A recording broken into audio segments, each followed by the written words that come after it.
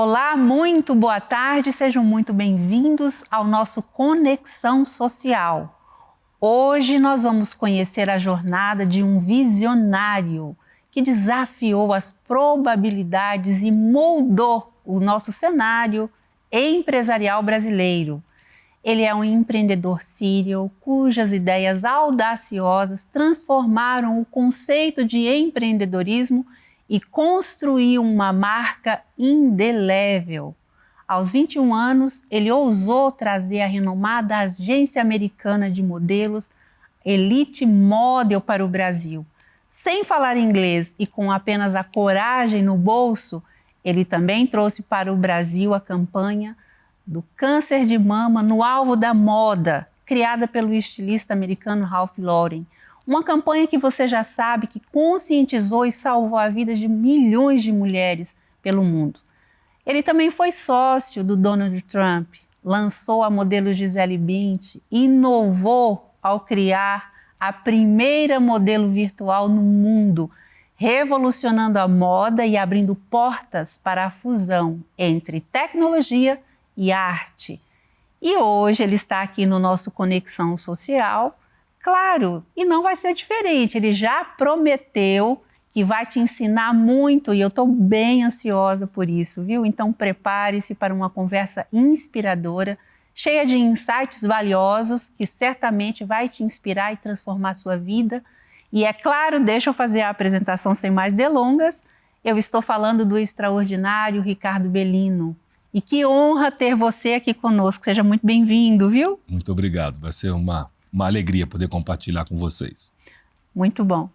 Gostei demais do nome do seu instituto, Ressoar, que vai muito em linha com o que eu acredito nesse momento da minha vida, que é o ecoar.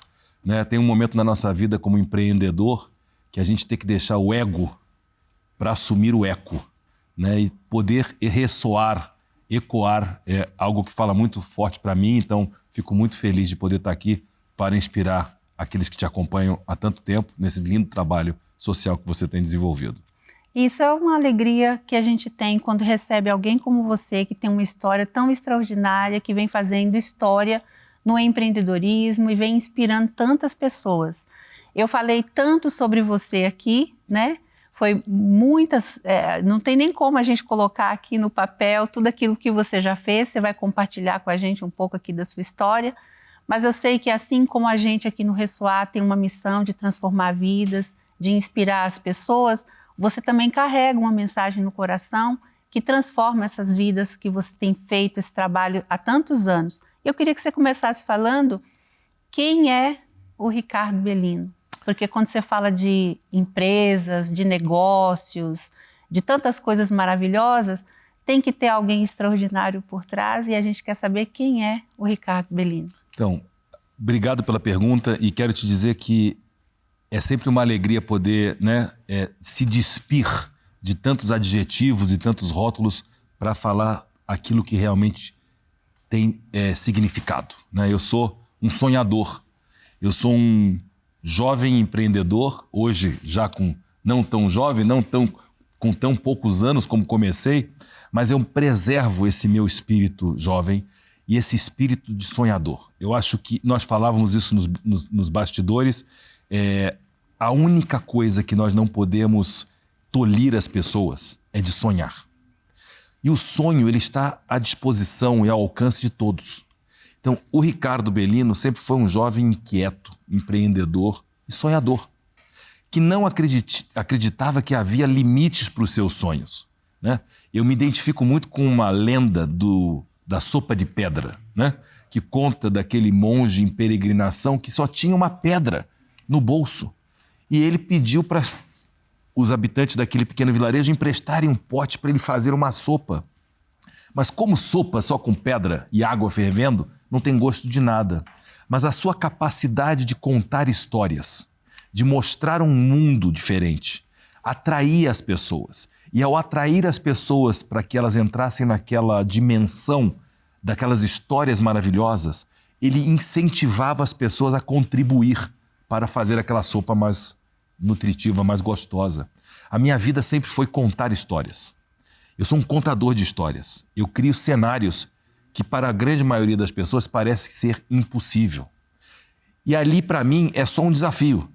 Então eu não me deixo inibir só porque na época não tinha dinheiro, não falava inglês ou não conhecia ninguém importante. Essas são desculpas que as pessoas encontram para não fazer o que tem que ser feito ou para não colocar os seus sonhos em prática. Com medo de errar, com medo de fracassar, com medo de ser criticado. E eu não tenho medo de ser criticado, eu não tenho medo de ser taxado de louco. Eu me divirto demais com as minhas loucuras, em ser considerado um louco.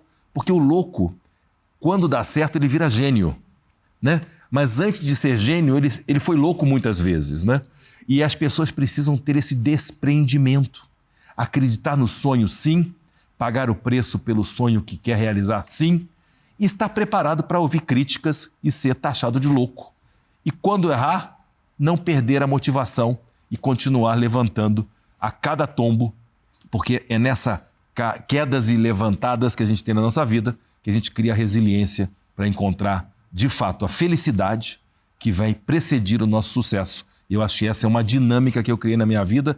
O resto são só diferentes projetos e temas e sócios, mas o importante do ser humano, Belino, é ser uma pessoa comprometida com aquilo que acredita até dar certo. Então já deu para vocês de casa entender quem é Ricardo Belino, para quem ainda não conhecia. E eu sei que você trouxe aqui para o nosso país, como eu falei, você mudou o cenário de empreendedorismo, porque você vai me dizer exatamente o ano, eu não sei se foi 80...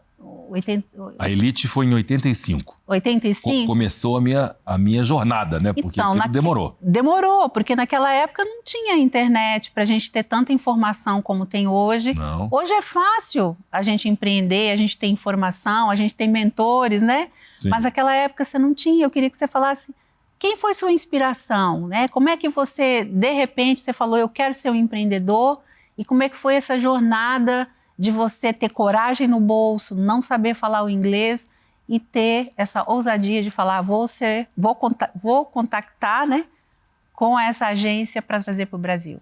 Eu acho que merece dar um passo atrás para você entender a minha inspiração de fato empreendedora, né? Meu grande mentor foi meu avô paterno, um imigrante português que veio ao Brasil, começou do nada e começou a desenvolver a sua atividade na área de tecidos finos, porque naquela época não existia confecção. Então os homens precisavam ir aos alfaiates, fazer seus trajes, suas camisas, etc. E eu frequentava aquele comércio do meu avô, frequentava os almoços na famosa confeitaria Colombo, no Rio de Janeiro, e escutava aquelas histórias. Eu sou um bom contador de história, possivelmente porque eu sou um bom ouvinte de histórias. Eu gosto de ouvir histórias, como a grande maioria das pessoas gosta de ouvir. E quem está preparado para ouvir, está preparado para contar. E essa eu acho que é uma dinâmica que nós precisamos nos adaptar, né, e aprender com isso. E eu sempre tive assim, essa inquietude de ser empreendedor e sempre busquei atividades que pudessem me criar condições, até econômicas, para ter minha independência já muito jovem. E aconteceu um episódio, né, fazendo uma passagem rápida, que eu conheci naquela ocasião, estou lhe falando em 85, a Luísa Brunet.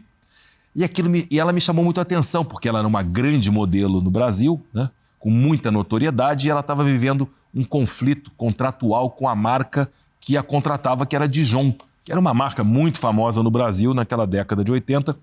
E aquele conflito me chamou a atenção que uma modelo tão importante não tinha uma agência para representá-la naquele conflito. Porque as agências não só vão identificar oportunidades de negócio, mas tem que resolver as buchas também quando tem, né? Sim. E aí foi uma circunstância que eu chamo de sincronicidade. Eu tenho acesso, eu leio uma revista que contava então da história maravilhosa daquele homem, aquele empreendedor que foi o John Casablancas, e a sua rede de agências no mundo inteiro, que era a Elite. E os concursos de modelo e a grandes modelos da Elite. E eu, naquela noite que eu li aquela revista na casa de um amigo, eu tomei uma decisão. Eu disse para mim mesmo, não disse para ninguém, eu vou trazer esse negócio para o Brasil. Eu só tinha 3 probleminhas naquela noite. Não tinha um tostão no bolso, não falava uma palavra de inglês, não conhecia ninguém na indústria da moda, Fora um conhecimento assim casual que eu tive, esporádico, com a Luísa Brunet. Mas eu tomei aquela decisão. E eu digo que o empreendedor, ele toma decisões. Ele toma riscos, independente das circunstâncias. Eu entendi que tinha uma oportunidade e a falta de recursos não me impediu de assumir um compromisso de fazer uma aventura. Porque eu fui, como carteiro de uma companhia expressa de documentos, a Nova York, porque eu não tinha dinheiro para pagar a passagem. Eu não tinha dinheiro para ficar num hotel 5 estrelas, eu ficava no YMCA, que é a Associação Cristã de Moços, que era um albergue da juventude. Quantas pessoas estão dispostas a pagar o preço em arrumar um emprego de carteiro internacional para ir atrás do seu sonho? Então não se trata da elite nem das modelos famosas. Nós estamos falando para pessoas. Nós estamos falando com pessoas que estão nos assistindo, que vão se inspirar nessa conversa. Mas o que ela pode tirar de proveito para ela ressoar na sua própria vida? Não é sobre a vida do Belino. A vida do Belino interessa para o Belino, para os amigos do Belino, para os seguidores do Belino. Mas o que o Belino pode fazer para mudar a vida de alguém é fazer com que ela pare para pensar naqueles valores inegociáveis, aqueles valores que me fizeram superar todas as impossibilidades que estavam apresentadas para mim. E eu venci. Eu venci com a minha perseverança, com o meu entusiasmo, com a minha alegria, com a minha coragem e a minha não falta de capacidade de superar frustrações. Eu lido bem com frustrações. Eu entendo que o ser humano é uma máquina de ter que lidar com frustrações, as nossas e as dos outros. E é sobre isso, né? Tem um sonho, aposta nele, acredita, vai até dar certo. E você vai cair, você vai errar, você vai falhar. Eu fui convidado, final de janeiro deste ano, eu fui homenageado no palco mais importante do mundo, que foi o palco do Teatro do Oscar, em Los Angeles. Eu fui homenageado como empreendedor do ano. E lá naquele palco maravilhoso, eu recebi das mãos do Rodrigo Santoro a minha estatueta. E eu tinha que fazer um depoimento, eu tinha que agradecer, né? Não tinha, mas deveria, né? Era esperado de mim fazer um agradecimento àquele reconhecimento. E eu não pensei 2 minutos.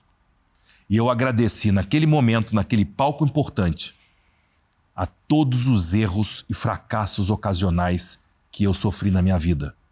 Foram os meus erros que me tornaram o ser humano que eu sou hoje. Foi a capacidade de aprender com os meus erros, entender a dinâmica do erro e do acerto, e de que o sucesso ele inspira, mas é o fracasso que ensina. Uau! É sobre isso, né? Isso que você falou da gente saber lidar com as frustrações é algo que é muito importante, porque às vezes a pessoa não sabe lidar nem com as próprias. Claro. E a gente vai encontrar isso em todos os lugares, em todos os ambientes, dentro de casa, inclusive. No mercado de trabalho, então, nem se fala, né? E normalmente as pessoas que mais têm para nos ensinar são as mais difíceis de lidar, né? Eu não sei se você concorda com isso, mas normalmente a gente foge dessas pessoas difíceis porque a gente não quer se frustrar. Sim. Só que às vezes o que você precisa aprender está exatamente com alguém como essa. Então eu acho que é um momento muito bom das pessoas entenderem por que tanta gente fala, deixa de mimimi, né? O mimimi é quando a gente não sabe lidar com frustração, a gente não sabe lidar com o não, quando na verdade são os maiores professores da vida, né? E eu lhe diria que ao longo de 35 anos empreendendo, eu aprendi muito com o sucesso. Mas eu aprendi muito mais com os fracassos, que não são só os meus, as minhas tentativas que não deram certo, mas de outras pessoas. Só que a coisa mais importante que eu entendi é que existe uma patologia que o ser humano desenvolve, que ela te cria uma condição de deficiente. E não é o deficiente propriamente dito. É aquela pessoa que anda de cadeiras de rodas invisíveis, de muletas invisíveis, que não enxerga, que eu chamo de coitadismo. O coitadismo, ele é o beijo da morte para qualquer pessoa que queira se permitir mudar a sua realidade. Porque é com o medo de errar que você se engessa, se paralisa. Então, eu acho que esse coitadismo ele tem que ser absolutamente aniquilado. Eu tenho um livro que fala sobre o anticoitadismo, né? Porque é essa atitude que precisa ser mudada nos jovens que estão procurando sucesso fácil, ficar rico rápido, em uma semana, comprando uma fórmula mágica no mundo digital. Isso não existe, isso é um engodo. Isso gera mais frustração. Lamentavelmente, o Brasil, ele desponta no ranking, no pódio das mais graves doenças emocionais do planeta. Nós somos o número 1 em ansiedade, o número 3 em depressão. Isso não é um ranking para nós estarmos felizes. Mas o que a nossa sociedade e os valores que movem os nossos jovens estão fazendo? Porque as pessoas que estão buscando atalhos para atingir esse idealizado sucesso, elas só vão encontrar uma coisa na reta final: ansiedade, frustração e depressão. Porque não há sucesso sem trabalho duro. Agora, eu queria que você falasse sobre os relacionamentos, né? Porque você é uma pessoa que se relacionou com muitas pessoas importantes, inclusive algumas consideradas muito difíceis, né? Você vai poder dizer aqui. E a evolução do networking, hoje a gente fala em netweaving, né? Ou você gosta de falar em confraria. Mas eu queria que você falasse do propósito disso, que é o propósito de servir. Né? Normalmente, quando a gente fala em relacionamento, a gente está falando da gente caminhar junto, né? Sim. Como eu falei no começo, de construir uma marca. E isso tem muito a ver com comportamento. Isso é muito importante você falar, porque você é mestre, né, nisso. A gente quer aprender com você o relacionamento, a importância dele, como é que a gente faz? Então, eu diria o seguinte, você é a sua melhor marca. Isso não é uma frase de efeito. Quando você se reconhece protagonista da sua vida, que você não é o cartão de visita ou o crachá que você usa, você é a sua melhor marca. Você entende que você não pode usar as pessoas o tempo todo e que relacionamento não é troca, não é uma troca permanente de uso e de aproveitar interessadamente. Eu digo que relacionamentos sólidos que podem frutificar e gerar negócios, ou não, ou gerar apenas amizades importantes, eles estão baseados em pessoas interessantes. As pessoas não querem fazer negócio com pessoas interesseiras. As pessoas querem fazer negócio com pessoas interessantes. Eu sento numa mesa importante de almoço para falar de um grande projeto. Eu passo o almoço inteiro falando de tudo menos do projeto. Eu falo de quais são os meus compromissos com a minha vida. O que eu estou fazendo para ter uma vida interessante. Quando eu tive um momento sabático, resolvi fazer um projeto de arte e reciclei 150 mil cápsulas de café Nespresso e me conectei com pessoas no mundo inteiro. Fiz amizades com pessoas como Paulo Coelho, Nelson Mandela, figuras que fazem parte do meu grupo de colecionadores de arte, e eu nunca fui artista. Mas eu tive uma visão criativa. Eu juntei peças, cápsulas de café de alumínio e criei obras de arte. Eu doei todo o meu acervo para apoiar instituições ao redor do mundo, para ressoar essa iniciativa. Eu não queria ser artista famoso, mas a arte me fez chegar a lugares incríveis, como os meus livros. Qual é o propósito de você escrever um livro? É ficar rico e famoso? Nem perca tempo, meu amigo. Você tem que ter um porquê. Tudo na vida precede de um porquê. Eu faço alguma coisa. Porque, de fato, eu tenho esse compromisso com a minha felicidade. E pessoas felizes não quer dizer que não ficam tristes. Pessoas felizes também ficam tristes. Porque o contrário de felicidade não é tristeza, é apatia. E pessoas felizes ficam tristes só elas decidem não ficar lá por muito tempo. Elas sentem aquela tristeza, elas processam aquele movimento de impermanência que nos define e elas permitem que aquilo vá embora e aprendem com aquilo e se libertam. São livramentos que nós temos que viver. Então, eu diria que quer construir relacionamentos? Colecione mais rolhas e menos garrafas. Uau, maravilhoso. E pelo que eu entendi, tudo isso partiu de uma pergunta, né?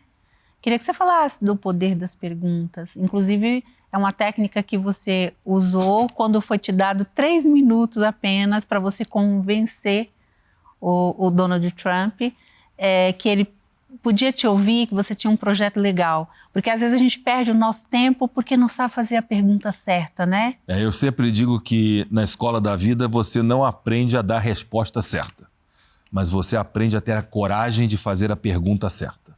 E eu acho que é sobre isso. Hoje a gente vive nessa revolução tecnológica do chat GPT, onde qualquer resposta se encontra em segundos, é só fazer uma pergunta e a resposta vem. Então você não será mais avaliado pelas respostas que você dará, porque já sabemos que ela pode ser copia e cola de um chat GPT. Mas é qual a pergunta que você faz para destravar os gatilhos ou as pessoas. Esse exemplo que você trouxe do Donald Trump, quando tive um episódio de estar frente a frente com ele em uma reunião e não estava previsto que ele me diria que eu só teria 3 minutos. Como alguém pode te chamar para uma reunião do outro lado do mundo e te dizer "You have 3 minutes", você tem 3 minutos. E o que você faz quando alguém te desafia? Você quer negociar mais tempo? Você diz, tadinho de mim, vim até aqui, poxa, me dê pelo menos 1 hora, como é que eu vou em 3 minutos? Não, meus amigos e minhas amigas, o mundo não está aqui para isso. O mundo não é justo. O mundo dos negócios é mais injusto ainda. Aproveite o tempo que você tem da melhor maneira possível. E eu, ao invés de justificar ou pedir água, eu simplesmente fiz perguntas, às quais ele não sabia responder nenhuma. Uau, então, essas são as melhores, né? Quando eu perguntei a ele se ele sabia que no Brasil a gente tem a 2ª maior frota de jatos privados do mundo, ele não sabia. A primeira em L pontos do mundo em São Paulo, não sabia. Que uma Ferrari no Brasil custa 2,5 vezes mais do que custa em Nova York, ele não sabia. E que as vendas das marcas tão importantes de luxo no Brasil são equivalentes às vendas por metro quadrado na Ásia, ele também não sabia. Essa eu também não sabia. E eu disse, eu acho que você está atrasado em entender a dinâmica do mercado de luxo no Brasil, um mercado de uma sociedade que se apoia em emblemas aspiracionais de poder, como Ferrari, como Louis Vuitton, como Chanel, como Tiffany, etc. E eu acho que você é uma marca aspiracional, que está para o mercado imobiliário, assim como a Ferrari está para o mercado automobilístico, a Chanel. Então eu acho que você tem que ocupar esse espaço. E eu vim aqui para nós ocuparmos juntos. Eu gastei menos de 2 minutos, ele abriu um sorriso, mandou todo mundo embora da sala, ficamos 1 hora juntos, 24 horas depois a gente tinha um contrato assinado. Que legal. 3 meses depois, eu voltei com um cheque de $1 milhão para ele, e não ele para mim. Você nunca pede um cheque para um sócio rico. É gerar valor, né? Gerar valor. É gerar valor, e por falar em gerar valor, eu queria que você falasse sobre isso, porque você é o primeiro brasileiro que fez o IPO pessoal, não é? Na verdade, o segundo, né? Segundo? Pelé fez primeiro, né, em 2021, e isso vem em, vamos chamar, numa esteira, né? A partir do conceito de que você é a sua melhor marca, né? E para fazer uma longa história curta, eu tive a minha marca pessoal Bellino, e entendam, não que eu queria fazer camiseta, cinto, boné, meia, Bellino, não. Mas eu fui convidado e desafiado a proteger a minha marca pessoal como meu ativo intangível.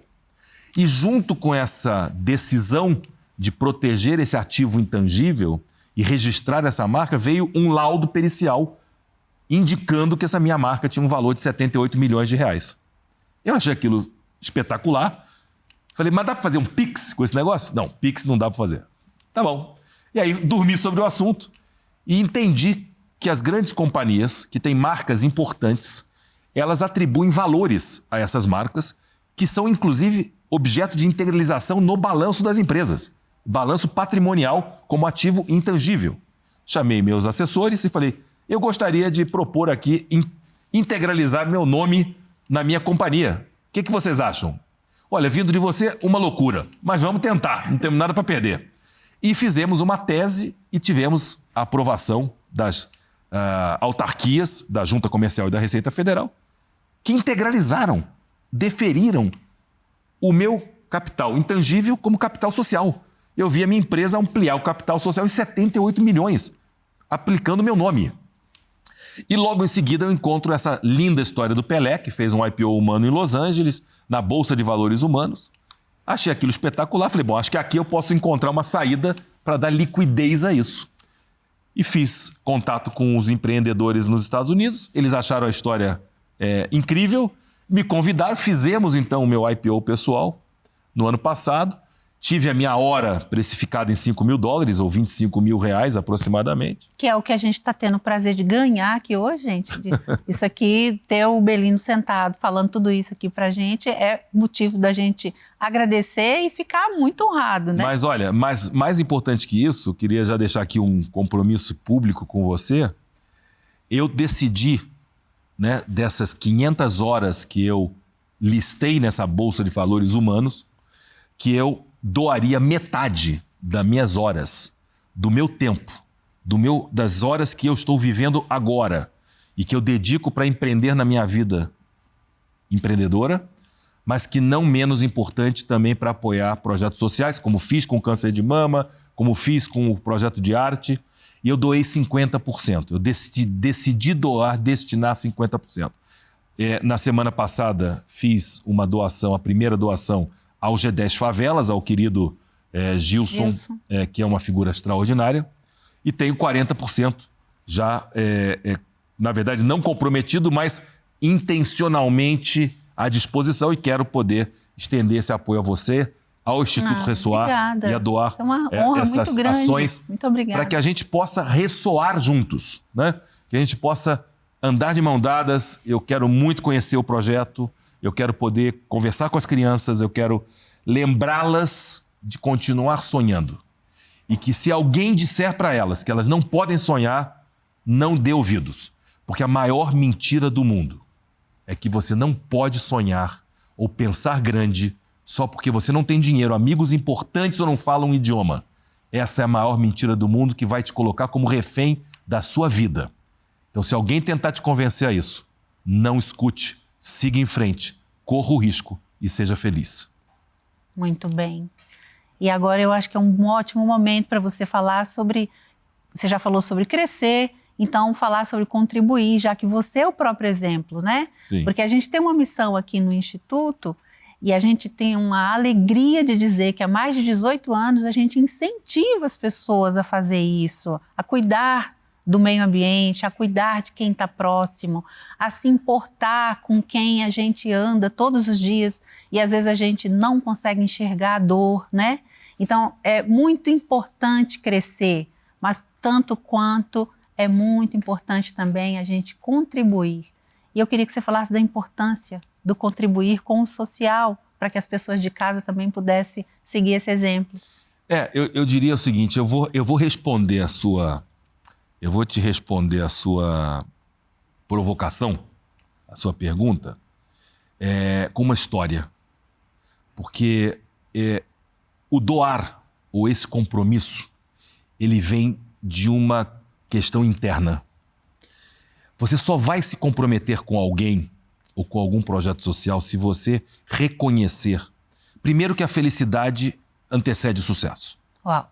É um estilo de vida. Segundo, a sua felicidade só será plena quando você tiver um compromisso com outras pessoas se tornarem pessoas felizes. Se não houver essa dinâmica, não há uma felicidade plena. E quando você reconhece isso e coloca na prática e exercita isso e reconhece essa felicidade compartilhada, você transborda. Eu sei que você já transbordou aqui, já falou tanta coisa maravilhosa, mas dá tempo ainda de você deixar uma mensagem, convidar as pessoas para te seguirem, falar um pouco mais sobre a Escola da Vida, sobre os livros. É muito assunto, você está com um tempo que a gente sabe a sua hora é bem corrida, fica convidado para voltar para a gente continuar o assunto. Sim. Mas dá tempo ainda de você deixar uma mensagem, viu? Olha, fica à vontade. Eu diria, de fato, primeiro, né, uma das coisas que eu reputo o meu sucesso, se eu posso chamar assim, é ser uma pessoa curiosa. Então, se você é curioso Você pode pesquisar, fazer um Google, botar meu nome. Tem muitos vídeos, muitos pensamentos que me acompanham e que eu compartilho com muita alegria, porque eu acho que esse é o meu verdadeiro legado, né? Eu diria que, de fato, se eu posso deixar aqui uma mensagem, mais do que uma nova mensagem, eu acho que é o relembrar de uma mensagem, né? Eu vou contar aqui rapidamente, então, o que para mim é sempre uma lembrança muito bonita de uma circunstância. Eu fui assistir um filme com o John Casablancas, que foi o meu grande amigo, meu grande mentor, não está mais entre nós hoje. E nós assistimos esse filme, eu diria, há uns 30 anos atrás, chamado Antes de Partir. 2 grandes atores de Hollywood se encontram num leito de hospital e ali eles estão passando os dias no tratamento de quimioterapia e um deles era um professor que estava ao lado do dono do hospital e conviviam no mesmo leito. E aquele professor fazia uma lista infinita de aventuras que ele gostaria de ter feito antes de morrer, mas a vida não tinha lhe propiciado as condições para que ele pudesse fazer tudo aquilo. Então o seu colega de quarto arrancou aquela lista da mão dele, já irritado com aquela lista que ele não parava de escrever, e falou: olha, eu vou patrocinar isso desde que você me leve junto com você. As pessoas não querem pagar o seu sonho, elas querem viver o seu sonho junto com você. E aí eles começaram a viajar ao redor do mundo, fazendo várias aventuras, aquelas que são as últimas antes de morrer, até que eles se encontram em cima das pirâmides do Egito, no topo, e o professor então argue o então empreendedor e pergunta a ele: você sabia que os anciões egípcios, antes de ascender ao reino dos céus, tinham que responder a 2 perguntas? Primeira pergunta: você encontrou felicidade na sua vida? Segunda e última pergunta: a sua vida, as suas escolhas, os seus valores, os seus compromissos promoveram felicidade na vida de outras pessoas? Então eu vou dizer para vocês o seguinte e vou encerrar. Se vocês não conseguirem responder hoje a nenhuma dessas 2 perguntas, você ainda tem tempo de pegar uma folha de papel em branco, uma caneta Bic e começar a reescrever a biografia da sua vida agora, porque ainda dá tempo. Muito obrigado. Uau! E com isso, eu quero agradecer mais uma vez, dizer que foi simplesmente incrível. Obrigado. Eu amei te receber, foi maravilhoso. Tenho certeza que as pessoas de casa também contribuiu demais. Volto outras vezes, já que a gente tem direito a essas horas, não é? E, gente, que impressionante. A gente já imaginava que seria assim. Extraordinário, Belino. A gente sabe a história que ele tem, o que ele já fez pelo nosso Brasil e, por que não dizer, o mundo, porque ele tem muito trabalho fora do Brasil também. Que honra a gente tê-lo. Que isso possa fazer de verdade diferença na sua vida. Acho que essas orientações que a gente recebeu aqui foi de verdade uma mentoria, né? A gente vai levar para a vida. Desejo para você um ótimo dia, te convido para seguir o Belino, seguir o programa Ressoar, me seguir também. Desejar um ótimo dia para você, um grande abraço e até o nosso próximo encontro. Até lá!